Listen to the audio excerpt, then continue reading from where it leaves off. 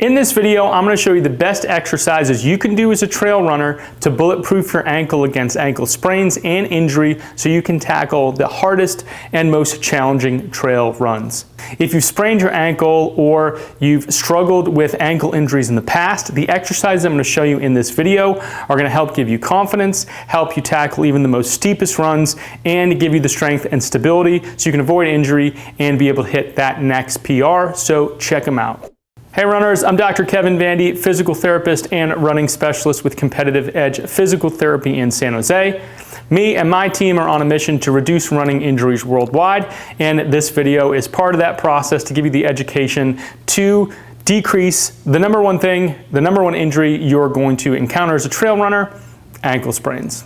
So why do ankle sprains happen in trail running? Well, you got roots, rocks, steep inclines, other people, single track.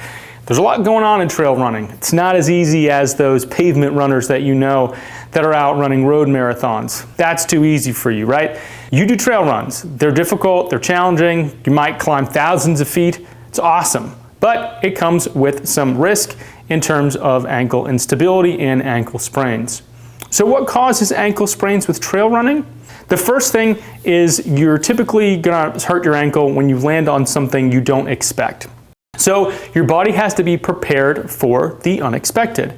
You have to challenge your ankle, your whole body to adapt to things you can't see. Might be a rock or a root, might be slippery stones. You might be going really fast down a decline and you're losing some control. Your body has to be able to prepare for those environments. And the exercises I'm going to show you are going to add some unpredictability to your training. One of the pet peeves I see in rehab is that trail runners end up training like road marathoners, and they're not the same beast, right? They are different. So you need exercises that are more challenging, more dynamic, and are going to put you in environments that are unpredictable and challenging, so that when you're out on the trail, you're ready and you're like, hey, old hat, been there, done that. I feel confident in doing these drills. So that's what I'm going to show you today. The first exercise I'm going to demonstrate puts you in a position very often found in trail running, is when your ankle is pointing downwards and you're having to land your body weight on your forefoot. This happens when you're running downhill, it's happening when you're stepping, it'll happen when you step over a log or a root or a rock. You're going to point your foot to find the ground quickly, but what happens is when you're in a position like this in your ankle, the muscles on the lateral sides of your ankle need to work really hard to keep your ankle from moving too much in the inside or outside direction.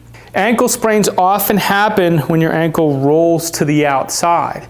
And so what you need is strength of the muscles on the outside of your ankle. But what you're going to see in rehab is band work, pushing your foot out to the side. That's great and maybe a good start if you've just gotten injured, but to get back out on the trail, you need something more challenging. And so this drill is going to help train that. So using a Bosu ball is great because it provides some instability, it provides some wobble, which is what's going to trigger those muscles on the inside and outside of your shin to kick on, activate, and really work hard in the drill. You can also use a piece of foam, you can use a wobble board. There's lots of options here. The key is make the thing you're going to land on unstable. What you're going to do then is you're going to lift your leg up like you're running, you're going to point your ankle, and you're going to fall forward onto your ankle, but the key is keep your heel up. Don't let your heel fall to the ball, keep it up in the air. And you're going to hold for a couple seconds. So it's leg up, drop and hold. And you can see I really need to kick in my core, knee, hip, and ankle to hold that position. Now, if you do it in front of the mirror or you just look down at your foot, what you don't want to see happen is you don't want your foot to roll to the outside and you don't want to collapse with your knee falling to the inside. You want to keep it so your knee, hip, and ankle are all aligned and your shoulders are directly faced forward. And you're going to hold, and you're really going to feel your calf work, and you're going to feel the muscles around your foot and ankle work. That's a good thing. Let me show you from the side. So you can see my body position, because you want to be in a running specific position. So here, your leg is up, and then you're going to fall forward and hold. A couple seconds, and back up. Then here, leg up, fall forward, and hold. And you can see my ankle is really working hard to not fall to the outside. With these drills, you want to do 3 sets each leg, and you want to do it till you get tired, till fatigue. That is a key part of this drill. When you go out on a trail run, most of the times you're going to be running marathons, ultras, lots of miles. So when you're out there, the endurance that you need in your ankle is way different than just going on a short run around your neighborhood or running on pavement. You need to have the endurance to handle uphills, downhills, big inclines. That's why you want to work to fatigue in this drill. 3 sets till you get tired each leg. The next exercise is a variation on the original drill you just performed. This drill is still going to use a Bosu or a foam block or a wobble board. You're still going to be in a position where your ankle is pointed downwards. And this time you're going to use a resistance band, and this is really going to kick in your core and glute in addition to strengthening and stabilizing your ankle. So what you're going to do, you're going to have the band at a perpendicular direction. You're going to step out onto the Bosu or onto the foam block in a lunge position, heel elevated up into the air. From here, you're going to grab the band and you're going to extend it out from your body, and then you're going to rotate. And as you rotate, you want to keep your core nice and tight, going through the full motion. As much as you can rotate without losing your balance and without letting your heel drop. Now here's the other thing. Your back leg should also be pressed up into a heel raise. If that's too difficult, start with it flat, work up to the position where both heels are up off the ground in a lunge,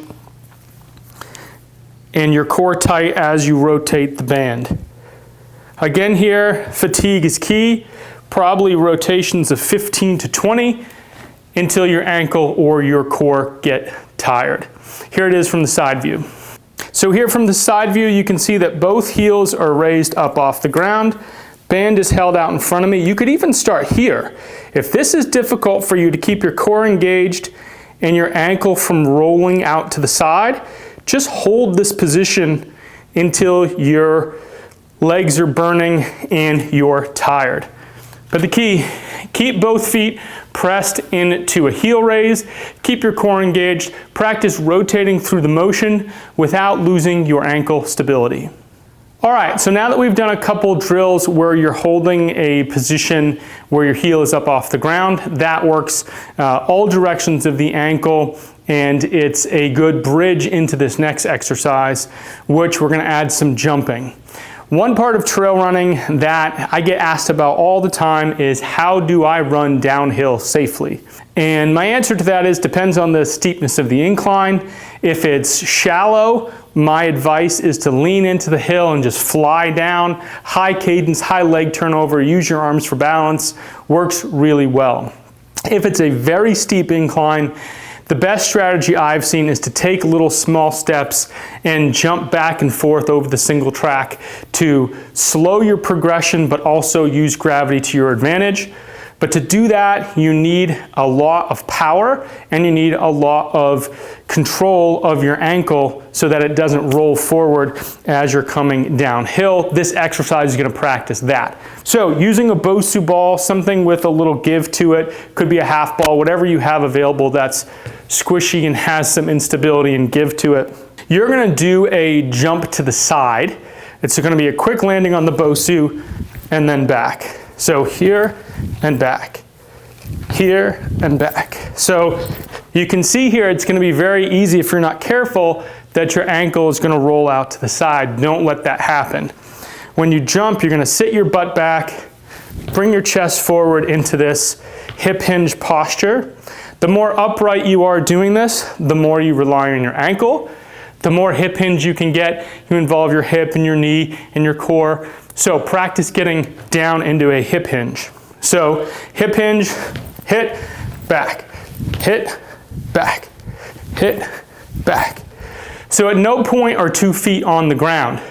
You're getting stabilization in the right leg and the left leg. You want to practice it on both sides. You can do it with diagonal jumps. You can do it with forward jumps. Play around with the direction to get some variability in your ankle stability. Again here, 3 sets of 15, 20. Do it till you get tired. Do it till you get your heart rate up, because again, you're gonna be running, you're gonna be tired, you're gonna be fatigued. Use this to mimic your running style going downhill. For this next drill, we are gonna work the end ranges of your balance by being in a maximal hip hinge, in a position where you might find yourself body weight moving forward, trying to prevent yourself from falling, and it looks like this.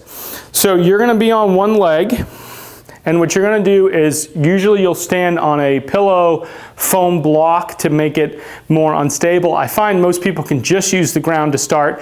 That's gonna be challenging enough. But what you're gonna do, stand on one foot, opposite leg goes behind you, then you're gonna hinge over your hip like a Romanian deadlift, and you're gonna come down and grab a band from the ground, and then rise up. Drop the band, come down, grab, and rise up.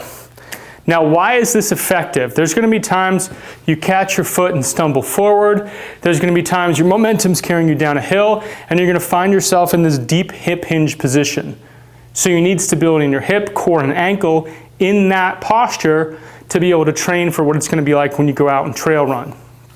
So to add some variability, again, you can stand on foam, you can go faster, you can drive down and up, drop, drive down and up. You can add weight, it could be a dumbbell. Play around with this, you can wear a backpack. You know, there are lots of ways to make this more challenging, but the key is be in a maximal hip flexion position. Really come and cycle through a hip hinge, make it so it's dynamic by being on foam or instability. Do it fast, add speed. This is a great drill to prevent falls and challenge your ankle in a position you're likely to find yourself when you're going downhill fast. Hey guys, before we get to the last video, please like, subscribe, and hit the notification bell so you're alerted when I release future videos. All right, for the last exercise, one of the things that runners need to do, trail runners need to do more often, is single leg jumping drills.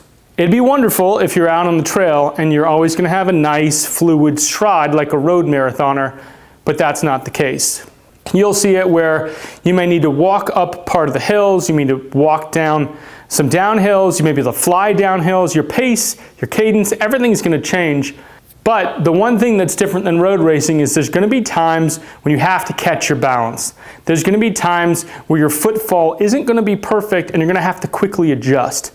And so doing a single leg jumping drill in various directions is often very challenging for trail runners, but if you can nail it, it's gonna make a big difference at preventing ankle sprains, preventing falls, and keeping you running safely.